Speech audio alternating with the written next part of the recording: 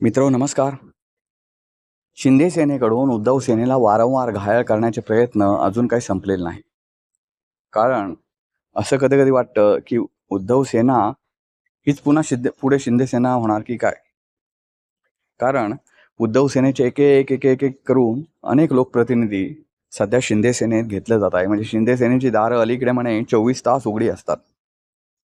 असो, काही दिवसांपूर्वीच सचिन अहिर जे विधान परिषदेचे विद्यमान सदस्य आहेत, त्यांनी सुद्धा शिंदे सेनेमध्ये प्रवेश केलेला आहे.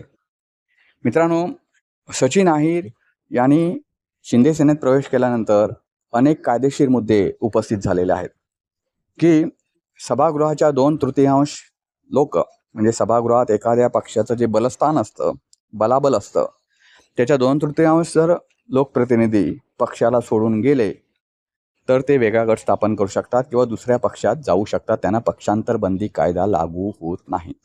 असं असताना मग सचिन अहिर यांच्या बाबतीत काय? कारण सचिन अहिर हे एकटेच शिंदे सेनेमध्ये गेले. त्यांनी विधान परिषद उपसभापती पदासाठी अर्जसुद्धा भरला आहे. त्यांचं काय होणार?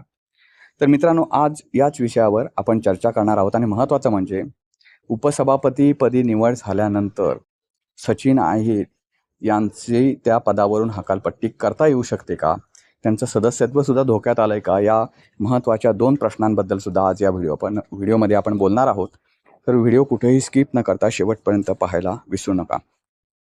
मित्रांनो, आपल्याला माहिती असेल की सचिन अहिर जे आहेत ते सुरुवातीला राष्ट्रवादीमध्ये होते. ते माजी गृहनिर्माण राज्यमंत्री आहेत. राष्ट्रवादीतून ते उद्धव ठाकरे गटामध्ये आले आणि त्यानंतर आता त्यांनी शिंदे सेनेमध्ये प्रवेश केलेला आहे. आता सचिन अहिर यांचं सदस्यत्व खरंच धोक्यात आलं आहे का त्याने पक्षांतर केल्यामुळे? तर हो, सध्याचा वाद हा कायदेशीर वाद आहे. उद्धव ठाकरे यांच्या शिवसेनेनं जो वाद निर्माण केलेला आहे, तो वाद चुकीचा नाही. कारण कोणत्याही सभागृहातील काही लोकप्रतिनिधी पक्षांतर करतात, त्यावेळी त्या सभागृहामध्ये ज्या पक्षामध्ये ते आहेत, ज्या पक्षातून ते दुसऱ्या पक्षामध्ये जात आहेत, त्या पक्षाच्या बलाबलाच्या 2/3 लोकांनीच त्याला पक्षांतर केलं पाहिजे. त्याच्यापेक्षा कमी जर पक्षांतर झालं, तर त्यांना पक्षांतर बंदी कायद्याअंतर्गत त्यांच्यावर कारवाई होऊ शकते. आता पक्षांतर बंदी कायदा जो आहे, तो भारतीय राज्यघटनेतील 10वी अनुसूची आणि कलम 191(2) अनुसार पक्षांतर बंदी कायदा आहे आणि तो त्याच्या बंधनात राहूनच पक्षांतर करावं लागतं.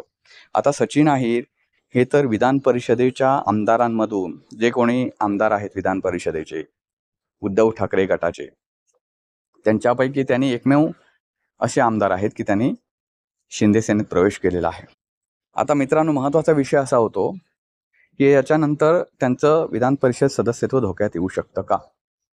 आणि याच्या बाबतीत आता कायदेशीर मार्ग काय आहेत आणि त्याच्या बाबतीत भाजप असेल, शिंदे सेना असेल, म्हणजे महायुती असेल, कोणती चाल खेळू शकतं हे पण मी तुम्हाला शेवटी सांगणार आहे. मित्रांनो, विधान परिषदेमध्ये उद्धव ठाकरे गटांचं बऱ्यापैकी प्राबल्य आहे आणि त्याच्यातून हे एकमेव आमदार असे आहेत की ते शिंदे सेनेमध्ये गेले. उपसभापती पदाचा त्यांनी अर्ज भरला. उपसभापती पदाचा अर्ज भरल्यानंतर आता तुम्हाला माहिती असेल, उपसभापतीपदी बसल्यावर किंवा सभापती पदावर बसल्यावर कोणत्याही पक्षाची बाजू घेता येत नाही. आणि महत्त्वाचं म्हणजे तो कोणत्याही पक्षाशी बांधील नसतो. ही 2 पदं अशी आहेत, उपसभापती, सभापती, की ते कोणत्याही पक्षाशी बांधील नसतात. ते घटनात्मक एक पद आहे. जसं राज्यपाल कुठल्याही पक्षाशी बांधील नसतो तसं. त्यामुळे उद्या समजा त्या पदावर ते बसले असते सचिन अहिर आणि त्यांना वाटतं की उद्धव ठाकरे गटाचं सदस्यत्व सोडून द्यावं, तर त्यांनी सोडलं जर असतं ते सदस्यत्व, तरी सुद्धा ते त्या पदावर राहिले असते. कारण कोणत्याही पक्षाचं सदस्यत्व सोडलं आणि त्या पदावर बसलं म्हणून त्या पदावरून पायउतार होण्याचं जरुरी नाही किंवा पायउतार करता येत नाही. महत्त्वाचा विषय असा आहे की पक्षांतर बंदी कायदा हा या कायद्याअंतर्गत जर ते अडकतील तर मात्र त्यांच्यावर कारवाई होऊ शकते. आता ते अडकू शकतात का? तर अडकू शकतात, शक्य आहे हे. पण सध्या जे महाराष्ट्रात आणि आपल्या देशामध्ये ज्या पद्धतीनं लोकशाही राबवली जाते, ती पद्धत पाहता महायुती असं काहीतरी करेल की उद्धव सेनेला न्याय मिळणार नाही. आता ते काय करू शकतात, तर त्यावरच्या ज्या सुनावण्या आहेत त्या वारंवार पुढे ढकलून सचिन अहिर यांचा जो कार्यकाळ आहे तो पूर्ण करू द्यायचा त्यांना विधान परिषदेचा. 2022 साली ते विधान परिषदेवर निवडून गेलेले आहेत, त्यामुळे त्यांचा कार्यकाळ आता काही दिवसांसाठीच आहे. त्यानंतर तो कार्यकाळ संपेपर्यंत ही सुनावणी अजून उद्धव सेनेनं याबाबतची याचिका, याबाबतची मागणी जी आहे ती सभापतींकडे अजून करायची आहे. त्यानंतर सभापती त्याच्यावर सुनावण्या घेतील. आता ते सुनावण्या किती लांब लचक घेतल्या जातात हे तुम्हाला माहिती आहे. सर्वोच्च न्यायालयासारख्या भारतातील सर्वोच्च न्याय संस्थेकडे जाऊन सुद्धा उद्धव ठाकरे गटाला जो न्याय मिळाला नाही तो विधान परिषदेत मिळेल का, हा एक संशोधनाचा विषय आहे. त्यामुळे घटनात्मक तरतुदी जरी असल्या, पक्षांतर बंदी कायदा सचिन अहिर यांना लागू होऊ शकत असला तरी सुद्धा त्यावरच्या सुनावणी आणि त्यांना न्याय निकाल देईपर्यंत असा वेळ काढला जाईल की तोपर्यंत सचिन अहिर यांचं सदस्यत्व संपून जाईल आणि ते शिंदे सेनेकडून पुन्हा निवडून येतील आणि पुन्हा त्या उपसभापती पदावर उरलेल्या कार्यकाळात बसतील, किंवा त्यानंतर जे काय त्यांचा आमदारकी संपल्यानंतर ते त्या पदावरून पाय उतारवतील. या दोनपैकी एक गोष्टी घडू शकते.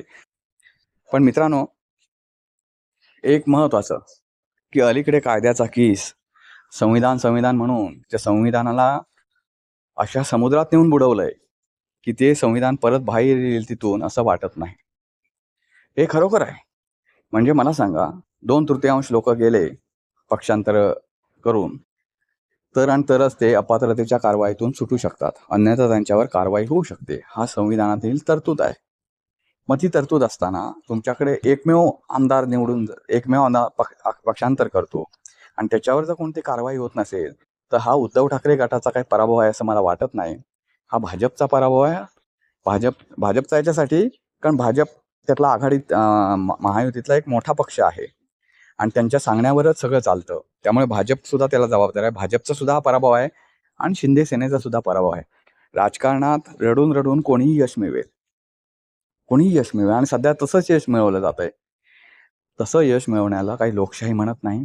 त्यापेक्षा ते संविधान, ती लोकशाही सगळी अरबी समुद्रात बुडवून द्या आणि तुम्हाला जे काय करायचं ते करा. उद्यापासून काय बाबासाहेब आंबेडकरांचं सुद्धा नाव घेऊ नका, ना राज्यघटनेला वंदन करू नका, संसदेवर जाताना असं लोटांगण घालून पाया पडू नका, काही करू नका. तुमच्याकडून अपेक्षा सुद्धा नाहीत भाजपकडून उरलेल्या किंवा शिंदे सेनेकडून उरलेल्या. तुम्हाला जे मिळेल, जे लोणी मिळेल, मग ते घरातल्या गाडग्या मडक्यामध्ये ठेवलेलं असू दे किंवा प्रेतावरच्या टाळूवरचं असू दे, ते लोणी तुम्ही खाता. हे जगन्मान्य झालेलं आहे, सगळ्या लोकांना माहिती आहे. त्यामुळे तुमच्याकडून काय चांगल्या वागण्याची आता अपेक्षा नाही.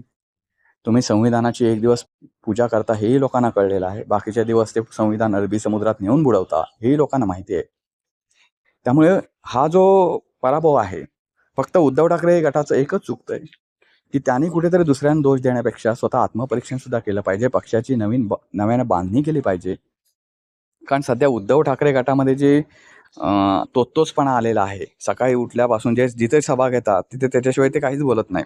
सत्ताधाऱ्यांवर आसूड ओढणं हे विरोधी पक्ष म्हणून उद्धव ठाकरेंचं जरूर काम आहे, पण त्याच्या पद्धतीने तेवढंच बोलतात. ते बोललं पाहिजेच. ज्या काही समस्या आहेत त्या समस्यांमध्ये लोकांना सामील करून घेऊन मोर्चा काढणं, आंदोलनं करणं हे गरजेचं आहे. महत्त्वाचे म्हणजे कार्यकर्त्यांची एक नवीन फळी निर्माण करणं, नंतर पदाधिकारी निर्माण करणं, नव्यानं नियुक्त्या करणं, त्यांना चालना देणं, त्यांच्यामध्ये ऊर्जा निर्माण करणं, हे काम जे करायला हवं ते सध्या उद्धव ठाकरेंकडून पूर्णपणे ठप्प झालेलं आहे. बूथ लेवल जी म्हणतात, म्हणजे वरून जे काही निर्णय येतात, आदेश येतात ते जनतेपर्यंत पोहोचवणं, जनतेच्या समस्या शिवसेना भवनापर्यंत पोहोचवणं, हे जे काम राहिलेलं आहे ती चेनच तुटून गेलेली आहे. त्यामुळे उद्धव ठाकरे सध्या प्रचंड मोठ्या अडचणींचा सामना करतो आहे. सचिन अहिर गेल्याने उद्धव ठाकरे पक्ष काय नेस्तनाभूत होणार नाही किंवा कोसळून पडणार नाही. कारण सचिन अहिरांची जर बघितलं, तुम्हाला मगाशीच मी त्यांचा इतिहास सांगितला, राजकीय इतिहास. ते अगोदर राष्ट्रवादीत होते, त्यानंतर उद्धव सेनेत आले, आता ते शिंदे सेनेत गेले. भविष्यात शिंदे सेना ज्यावेळी कोलमडून पडेल तेव्हा ते भाजपमध्ये सुद्धा जाते. पक्ष, तत्व, विचारसरणी ह्या सगळ्या गोष्टी गुंडाळून सध्याची राजकारणी लोक, आपले जे पक्ष असतात माहिती आहे का, पक्षी आकाशात उडणारे, ते पक्षी जसे एका देशातून दुसऱ्या देशात जातात वेगवेगळ्या हंगामात, तसा हंगाम आहे. सध्या शिंदे सेनेचा विणीचा हंगाम सुरू झालाय, त्यामुळे सगळे पक्ष तिकडे निघालेत, एवढंच आता म्हणता येईल. मित्रांनो, तुम्हाला या संदर्भात काय वाटतं ते नक्की कळवा. व्हिडिओ आवडला तर लाईक करा, शेअर करा, चॅनलला सबस्क्राईब करा विसरू नका. पुन्हा भेटू पुन्हा एका अशा नवीन व्हिडिओ. तोपर्यंत नमस्कार.